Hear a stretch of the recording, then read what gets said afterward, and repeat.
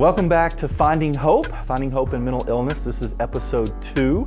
And in episode 1, let me just remind you, we talked about 3 things. Number 1, you are not alone. Number 2, it's okay to not be okay, but it's not okay to stay that way. And number 3, it's important to find somebody to talk to. And so here in episode 2, I found somebody for us to talk to. This is my good friend, Renee Ross, and we've been friends for quite a while. In fact, at least 18 years. I remember that because 18 years ago we moved into a new home, and Renee was our neighbor across the street. And man, we quickly fell in love with them. And when I say them, Renee's got 2 kiddos, Randy and then Riley. This is Riley here, and moving in across the street from them and our 2 kids. Randy, the daughter, her daughter, quickly became our babysitter, and Riley, her son, quickly became our entertainer. Yeah, I bet. He's so good with our boys, and we have great memories. And so, Renee, thanks so much for being here with us today and being willing to tell Riley's story to us. And so, I'm just going to let you do that. Tell us Riley's story. All right. Riley was my youngest son. Randy, as you said, is his sister. She was a 1.5 years older than Riley. And Riley was just an all-American kid. He was a mess. He was fun-loving. He loved sports. He loved animals. He loved people. And he was just, as a mom would say, perfect. He was funny. He was tall and skinny, and by the time he was junior, whenever they're that age, they're trying to figure out what they want to do, what they want to become, and as parents, parents and friends, by the time they're a junior, and for sure when they're a senior, it's, what are you going to do? Where are you going to go? What are you going to do? What are you going to do when you grow up? And he was, I don't know if you could say perfectionist, but he always wanted to do everything perfect, or as close to perfect as he could get. And sometimes that was a problem for him. And just like everybody, if you want to be perfect, you're going to fail. But sometimes it seemed like it hit him harder than Randy. And when you have 2 kids, they have the same parents, but they can be totally different people. They were the best of friends, but they were totally different. Randy just kind of seemed to things went with the flow. And Riley always kind of was wanting to push that edge a little bit to see how well he could do things, and which was great. I mean, I loved that. And I guess you could say competitive or whatever.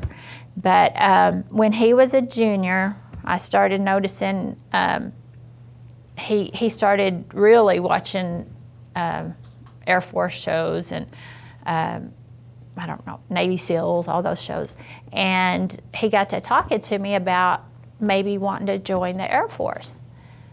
And as a mom, I was like, yes, because that's a career, that's, it's a structure, it's if you can do that, that's great. And I didn't realize it at the time, but to get into any of those academies, Air Force, Navy, Coast Guard, it's pretty extensive. And so when he was a junior, Congressman Nagelbauer was having a meeting, letting students know the process that they needed to do to get into one of the academies. And Riley was so excited, and Roger, Riley's dad, and me, we all went, and he was just pumped. He listened to every word.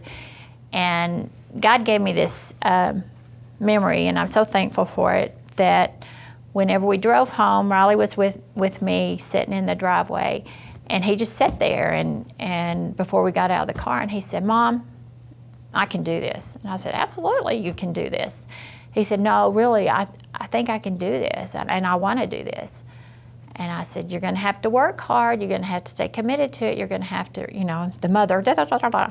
And he said, "You don't understand, though, Mom." He said, just think about this. When you see someone walk in a room, see a guy walk in a room, whether he has a uniform on or he doesn't have a uniform on, the way he holds himself and the way that he just commands your respect, everybody notices him.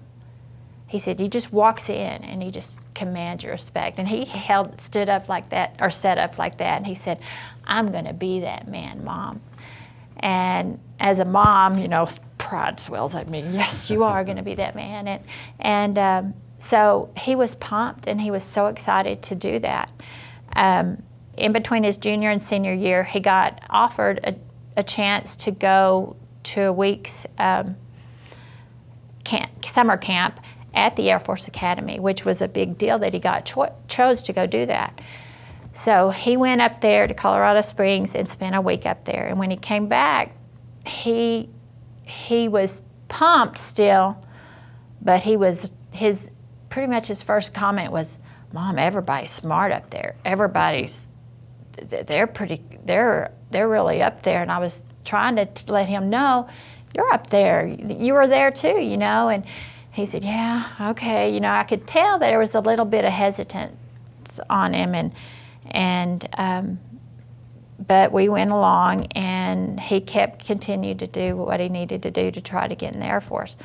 Little did his mom know that in between all that, he had kind of started liking to drink a little with his friends, and he was the kind of kid that wanted to fit in. It didn't matter what group it was, he fit in with them.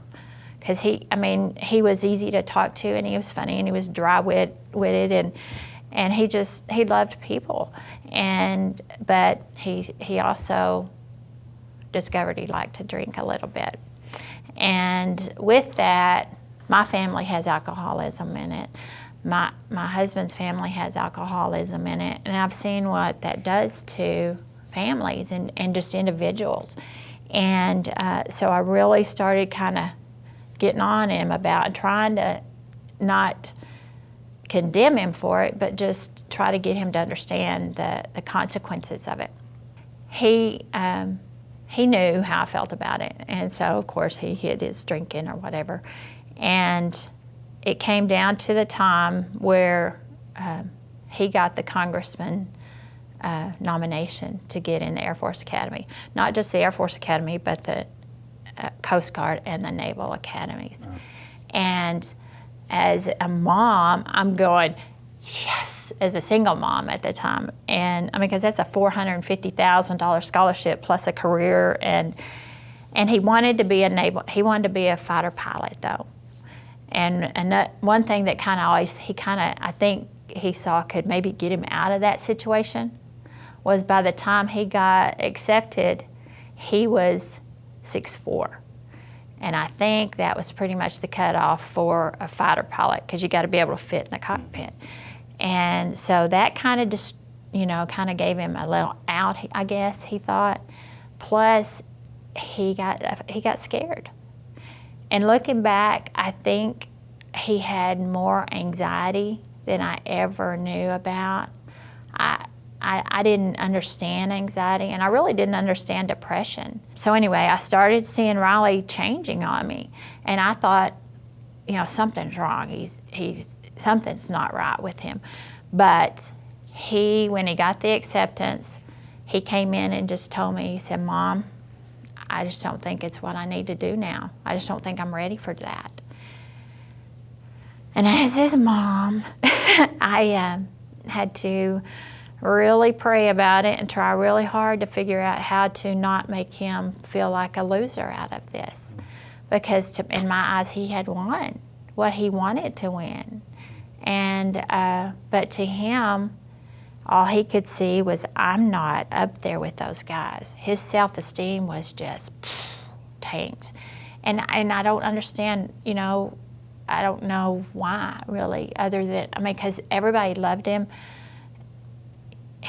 Criticism was really hard for him to take.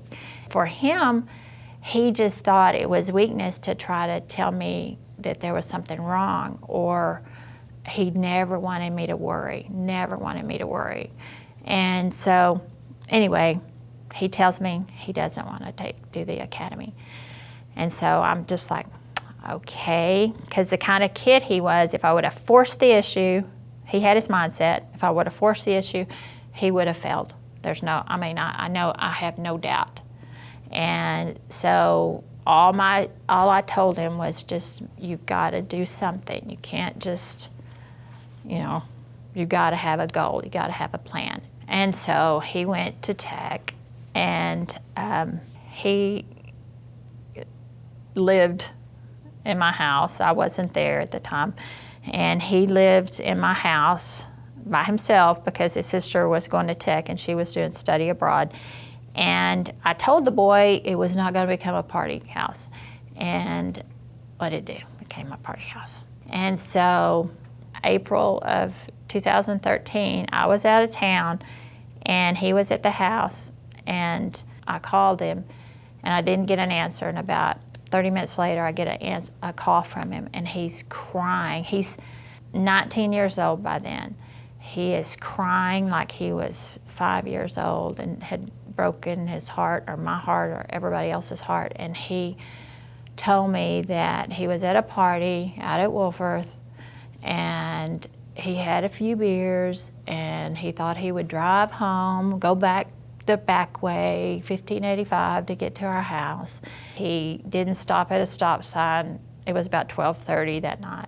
And he went on through, and one of the cops stopped him, made him get out, do a breathalyzer, and he was legally drunk. Thank God that he didn't hurt himself. Thank God he didn't hurt anyone else. He spent 16 hours in jail before he called anybody.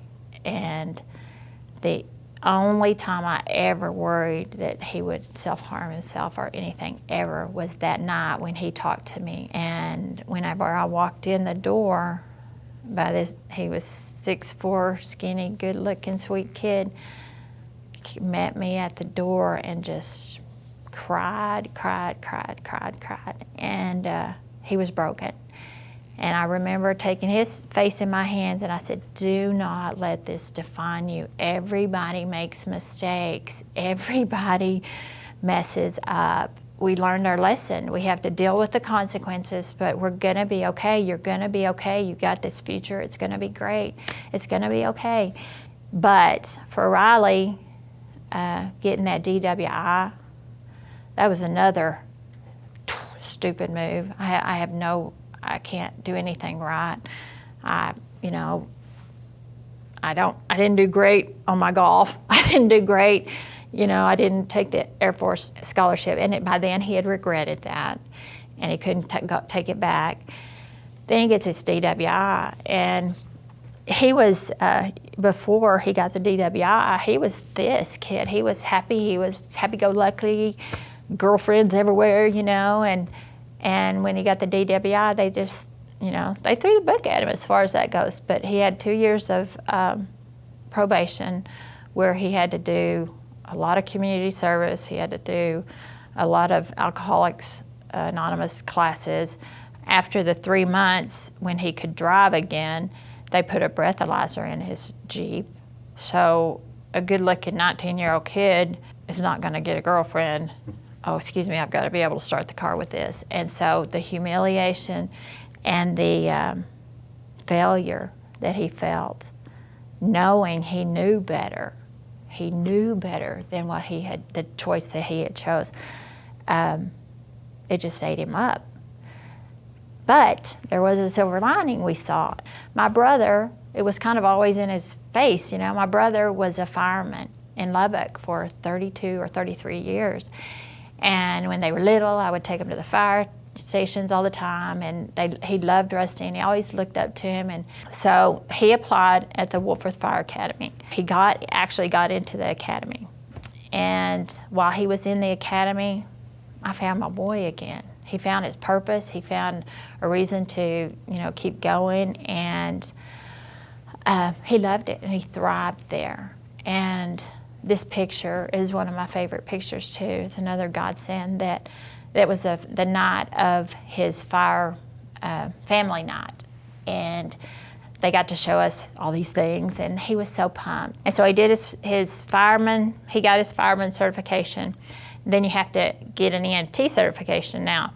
And so he went directly in from the fire academy to the EMT certification. By then, he was back to almost being my kid that was smart, knew everything, and didn't want to bother me with anything. And as his mom, I'm like, did you get your EMT certification test taken? Because they had to go online and get that taken. So I kept asking him, okay, you gotta get your certification, take that test. I got it, Mom. I know, I got it. And so he took his test for the Lubbock Fire Department, did fantastic on it, was really high, like 18th or 19th out of 250 that applied that year. They signed him up for July 8th for the CPAT, and he went, pumped July 8th, piece of cake, it was gonna be a piece of cake, and he came home pretty quick, and that defeated look was on his face again. Just kind of like, what just happened? And I asked him, I was like, how'd it go? And he said, Mom, they asked me where my EMT certification was. And I don't have it. And I said, did you schedule it? He goes, yeah. I said, well, did you tell them that? And he said, yeah, they don't care. I had to have my EMT certification before I can continue the application process. So I have to wait another year to apply. He took his EMT test the next day. It was scheduled for July 9th, and he took it, passed it, no problem. But for him, failure. I asked him, can I help you? What can I do? What can we do? And I'm okay, Mom. It's gonna be okay. I'm fine.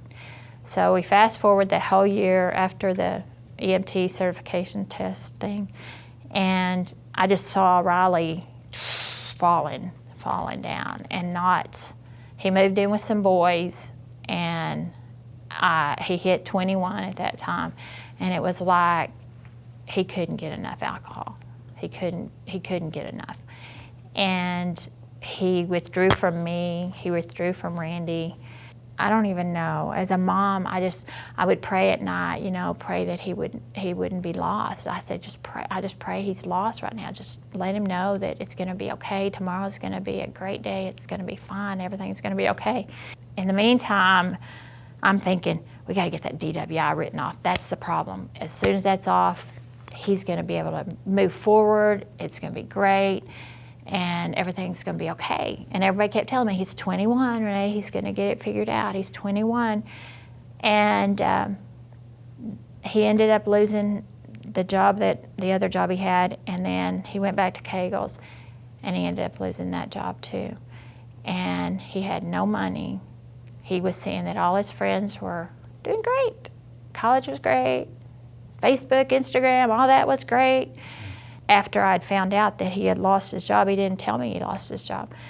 And I was just like, what is going on? You gotta talk to me, you gotta talk to somebody. He said, I don't know, Mom, it's like I can't even just get up out of bed in the morning. It's like I don't even know what to do when I wake. I don't even wanna get out of bed. It's just like I can't make a decision. Fast forward, he ended up moving up in with us the 1st of June, because he had no money and he had no job, and his mom was going, okay, you got the fire certification, you got the EMT certification, you're applying for the Lubbock Fire Department again. I said, because you thrived, you loved it, you were great at it, it was a brotherhood, you were confident, and you had each other. And he was like, they're not gonna hire me, Mom. I got a DWI. I can't do anything right. And I should have known then, or I should have known. But anyway, he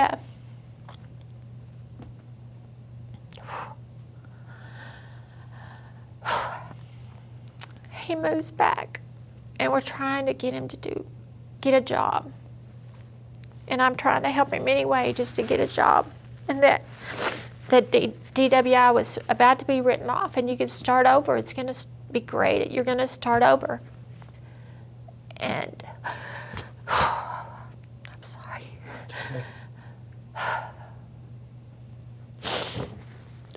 August the 17th, we're eating. He'd been staying in his room a lot, and he would be on the computer and listen to music a lot.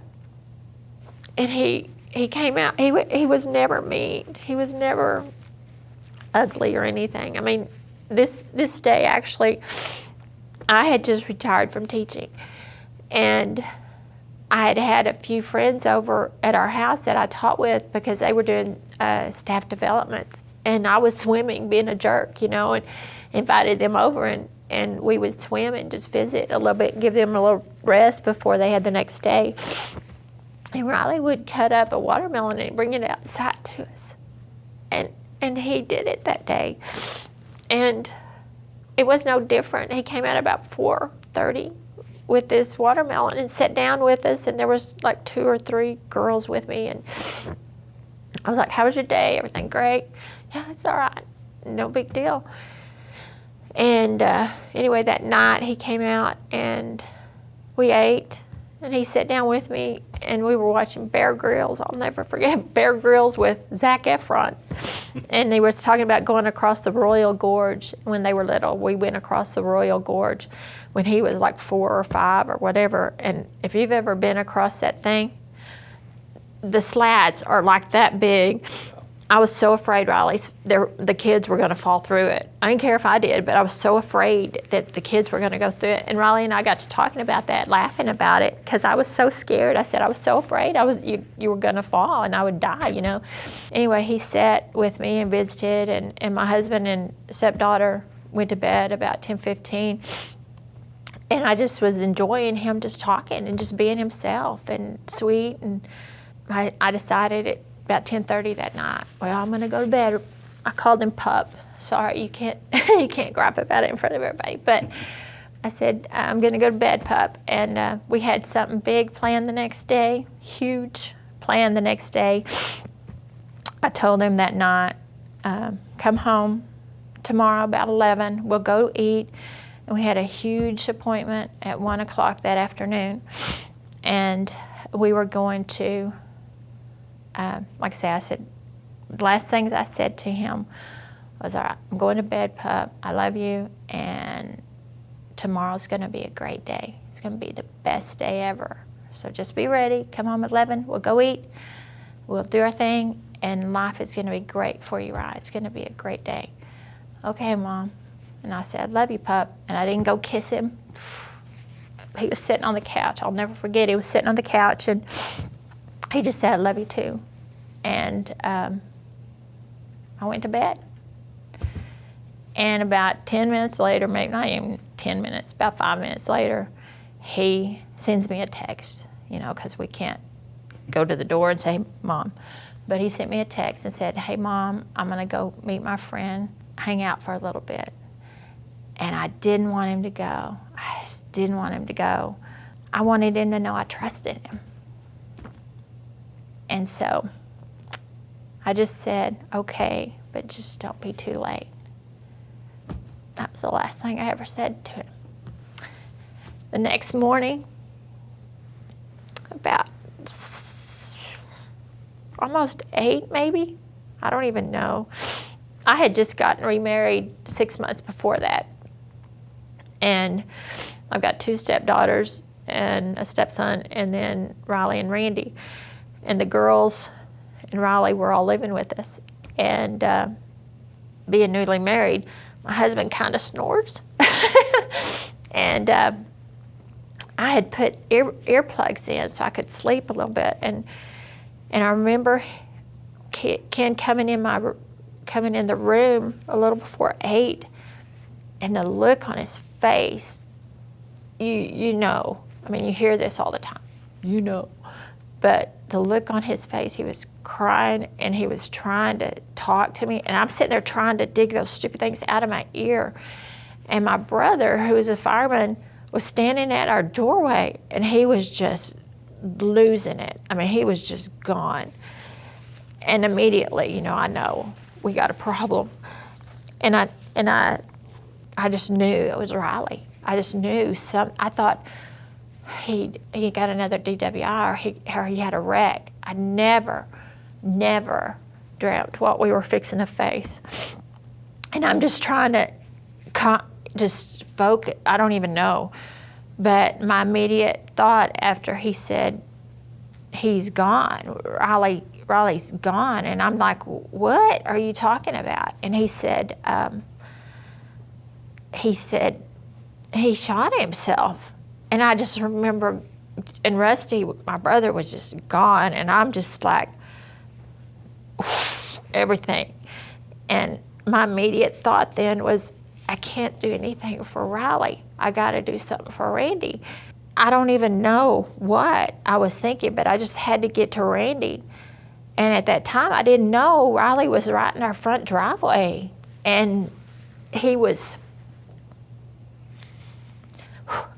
I saw him as I was going up to Randy's room, and he was laying on his Jeep, the hood of his Jeep. He even had one knee up, like he was just laying there relaxed. I didn't see his face, but it was like he was looking at the stars. And God gave me the strength not to go out there, because I knew not to go out there. But, and by then there were police and everybody out there. And I ran up to Randy, and she was just looking at me because my sister-in-law had gotten to her first. And she was just sitting up looking at me with this look of, are you kidding me? Are you kidding me? Because she had just lost a wonderful friend 2 years before by suicide. First thing she said to me was like, he promised me, Mom. He promised me he would never do this. He promised me. And so,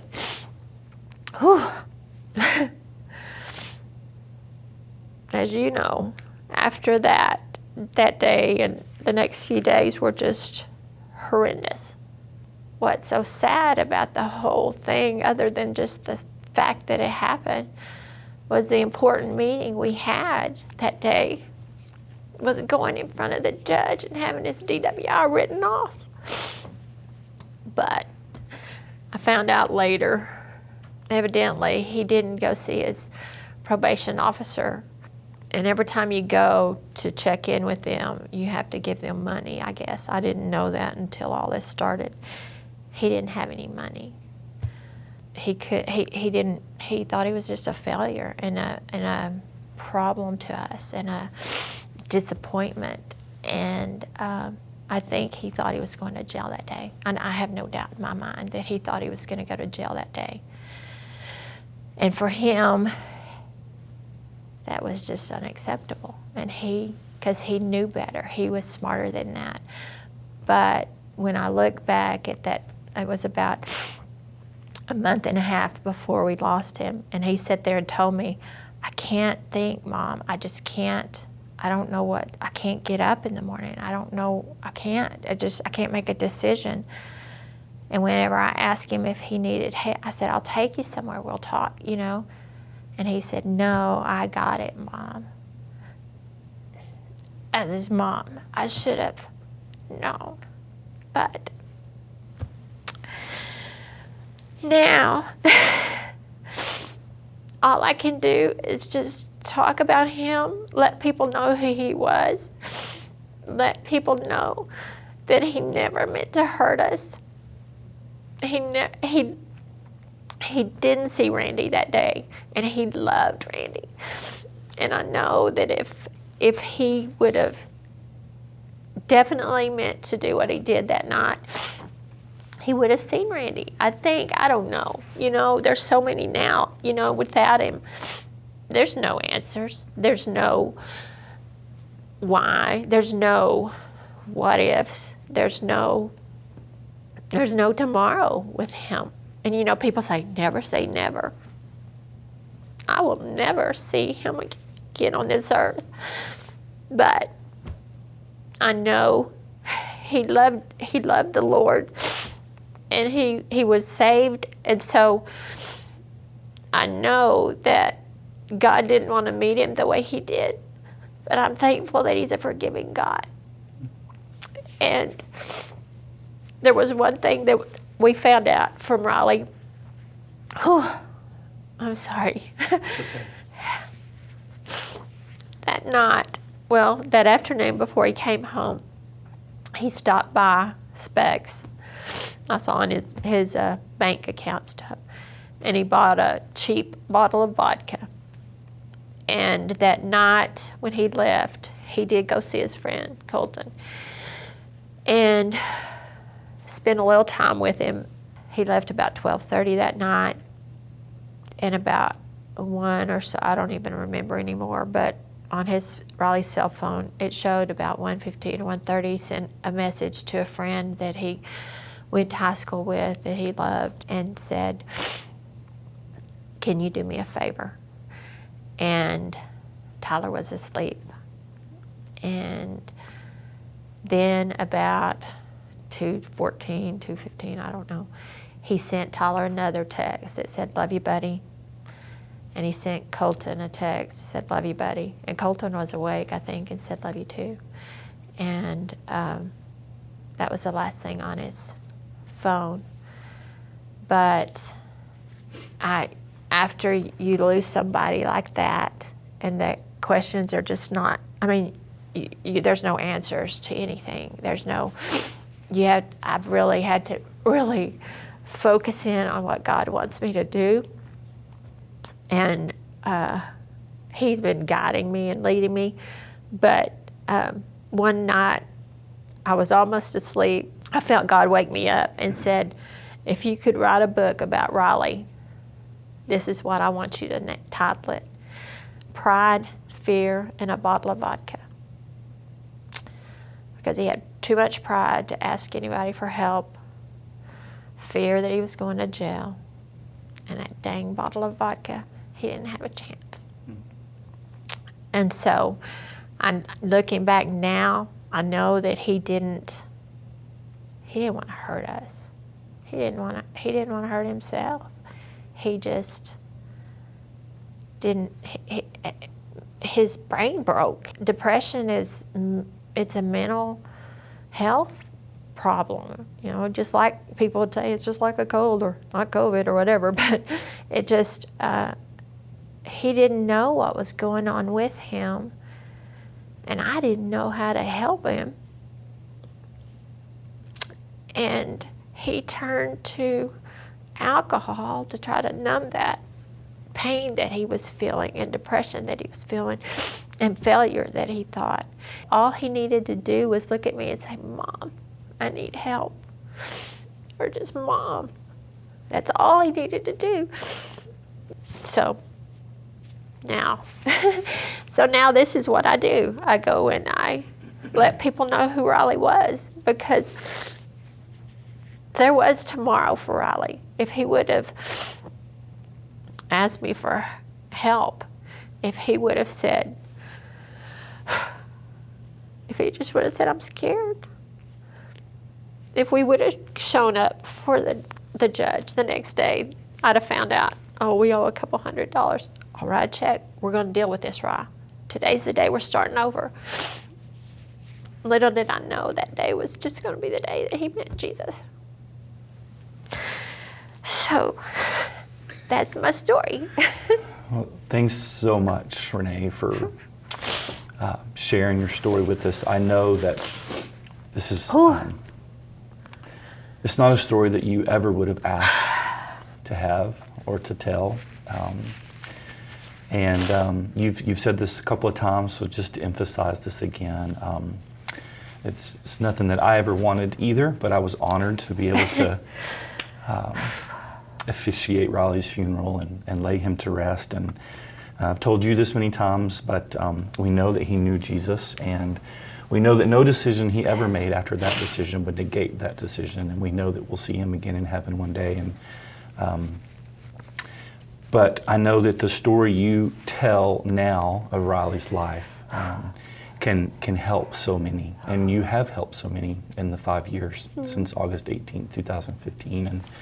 And I know that your story today is going to help so many. And so just speak to us, someone who's out there right now who may be battling the same thing Riley was battling, that dark place, that depression.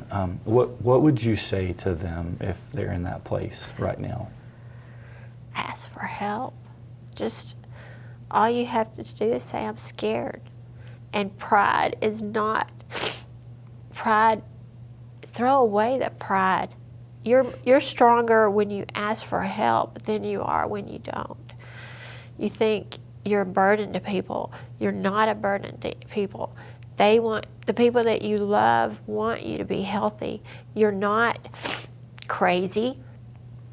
You can get help through, talking to people, or honestly, after I lost Riley, I had to get medicine on antidepressant. And I'm not saying everybody has to get medicine and stuff, but the chemicals in your brain are messed up. And the further you let that go without talking to anyone, the further down and lost you're going to be. And like I say, the last few months of Riley's life, I just kept praying. I just knew he's lost. I was just praying, Lord, just show him the way. Show him there's always tomorrow. There is always tomorrow. Everything's fixable. And to not self-medicate through alcohol or drugs or prescription drugs other than if they're prescribed by a doctor as far as antidepressants, because there's always tomorrow. And pray. You've got to ask for help. It's not okay to not ask for help. Yeah, how we say it is, it's okay to not be okay. There you go. That's it. But it's not okay to stay that way. Absolutely. And, you're not alone, and you need to reach out to someone and ask for help. Finding hope, hope literally means hang on, the pain ends, and we encourage you to do that. And we want to give you a safe place to reach out. You'll see that on the screen, and so you'll know where to reach out if you need to reach out and if you need to talk to someone. And so please do that. And Renee, again, I can't thank you enough. I love this kid. I've always loved him from the day I met him, and I don't like that we're here talking about his story, but his story is so important for so many, and I thank you for the ministry that you have to tell his story and honor his life in that way. And so thank you, thank you. Can't say that enough. And I know this journey for you is never ending, but I know that you also find comfort in telling his story and helping others. And so as hard as it is, thank you.